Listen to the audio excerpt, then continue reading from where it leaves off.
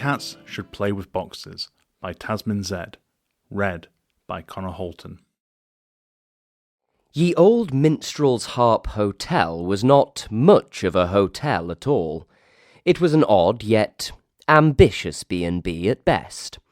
TripAdvisor reviews contained the headings bizarre, unsanitary, and why. Some claimed we got divorced shortly after our stay.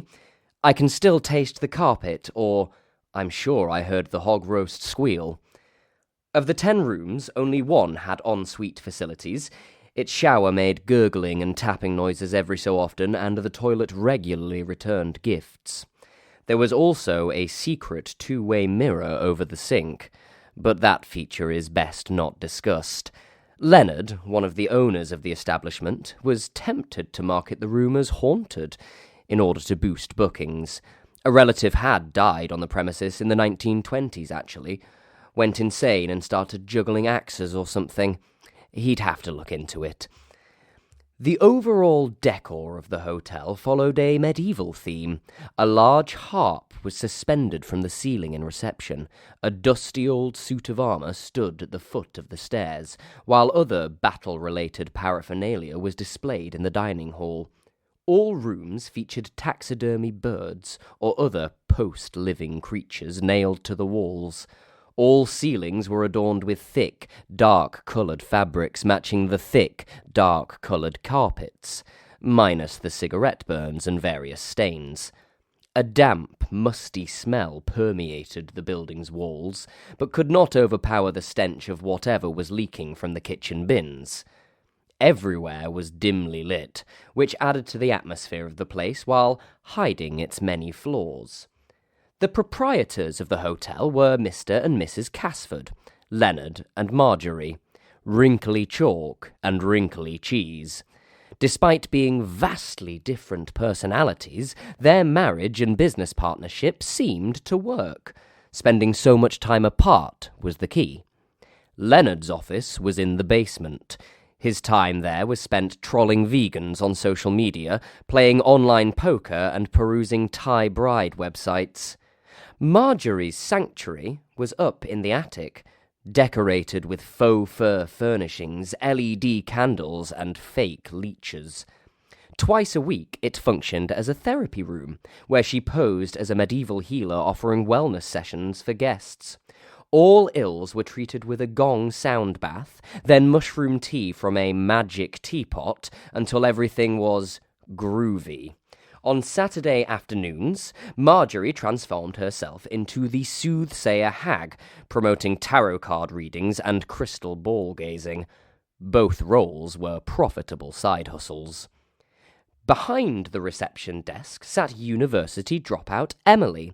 She was all about maximum eyebrows, maximum attitude, and maximum online presence. Her medieval persona was Lady Genevieve, and as the primary guest greeter, she was given the most elaborate costume with the hope of making a good first impression. The ridiculously tall, pointy hat, draped in flowing fabric, was held in place with elastic under the chin. It caused an itchy rash, and Emily hated it. On the wall behind her were wooden plaques, engraved with messages of positivity, such as liveth, laugheth, loveth, and where life giveth lemons, maketh ye lemonade, and good things cometh in small packages. Emily despised them. She disliked everything about her job, including her co-workers. She strived to make their working lives miserable. Meanwhile, in the tavern room, the rest of the staff gathered on hay bales to discuss a long-standing problem. "So," began the spokesperson, a middle-aged man in a minstrel costume, drum in one hand, vape in the other, "we need to come to some agreement about Emily." One by one, each staff member aired their Emily-based grievances to the group, some truly appalling, all unforgivable. The team bonding trust exercise incident was bad enough, but Maisie, the head chef, was the most hard done by. Recently, Emily had cancelled the order from the butcher and arranged for a wild boar to be kidnapped from a local farm instead. She fed it a multi-pack of Maltesers until it shat all over the kitchen to the amusement of her TikTok subscribers. The hog roast banquet that followed was a disaster, and a distraught Maisie almost got fired. And so it was decided that the guilty party must pay. It was an employee known as Sophronia, the busty tavern wench, who suggested purchasing a hell box. A what? Nobody else had heard of it before. It turns out that somewhere in the bowels of the dark web lurks a site named Hellbox. There you are presented with the opportunity to purchase an evil mystery gift for a hated one. Boxes cost from a few quid to a small fortune depending on their size and contents. They're guaranteed to contain some level of evil or unpleasantness, explained the wench. My neighbour got one for her uncle, and he hasn't been seen since. The following day, a parcel arrived for lovely Lady Genevieve. None of the staff wanted to touch it, for fear of curses and the like, so a frustrated courier left it in the hallway, inside a bear's mouth. A smug Emily tore open the packaging to find a black box inside with a black tag attached. Nothing good will come of this, the tag read. The box was small, but not tiny. It could have accommodated an apple or a large plum, for example, but not a banana, unless, of course, you pummeled it with a hammer first. What was actually inside was more interesting than squished fruit. She placed the contents on the desk. Everyone leaned in to observe the figurine of a two-headed toad. Its eyeballs were bloodshot. Then everyone except Emily took a few steps back. "It's ugly and weird," she announced. "Fits right in here."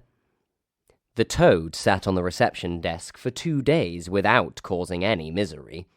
A secret staff meeting was called. "Nothing's happening. Why isn't it working?" "She likes it. She's even made it little hats out of crisp packets." "How much did we pay for it? We've been ripped off. It was £6.66, including delivery. But the Hellbox site says no returns or refunds. Claims the toad summoned spirits. I'm going to leave a stinking review." However, on day 3, things changed. Guests reported noises in the corridors. "Sounds like sleigh bells," said the backpackers in room 9. Others told of a creaky floorboard being manipulated over and over, accompanied by insane giggling. Emily found the plaques by reception had been turned upside down. Her phone charger was hanging from a chandelier. The toad was wearing her lipstick. The comments in the guest book actually improved. People thought the phenomena was part of the entertainment. 2 staff members went home early claiming illness. Day 5. The antics evolved into something more sinister. A battle axe had disappeared from the display in the dining room. The temperature in the room had dropped significantly, causing guests to abandon the humble breakfast buffet. The bell at reception began to ring, then launched itself off the desk, knocking over a leaflet display. Emily looked up from her phone. She caught a reflection in a side window. A colourful hat with bells on. She turned around to catch him. "Jack, is that you?" No answer. Then the power went. She heard her heart pounding in the darkness, then unhinged laughter, then screams. Not hers. 2 more staff members hurriedly exiting the building. One got his loot trapped in the revolving door. He left it and ran. Turning on her phone's flashlight, she saw a reflection in the window again. A flame, a raised axe.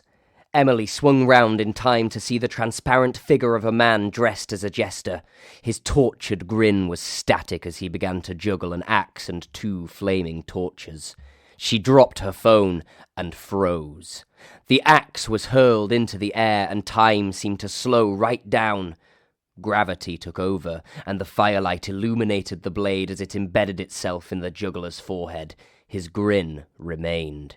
He seemed delighted as he flopped onto the floor. The smell of burning filled Emily's nostrils and prompted her to take action. The end of the fabric on her hat had caught fire. Desperately stamping it out, she contemplated going live on social media. "Where's my bloody phone?" It was at that moment that the huge harp suspended from the ceiling above her decided to relocate itself. Gracefully it plunged floorwards, the wind generated gently strumming the strings. The last image recorded by Emily's eyeballs was that of a double-headed amphibian leaping to safety.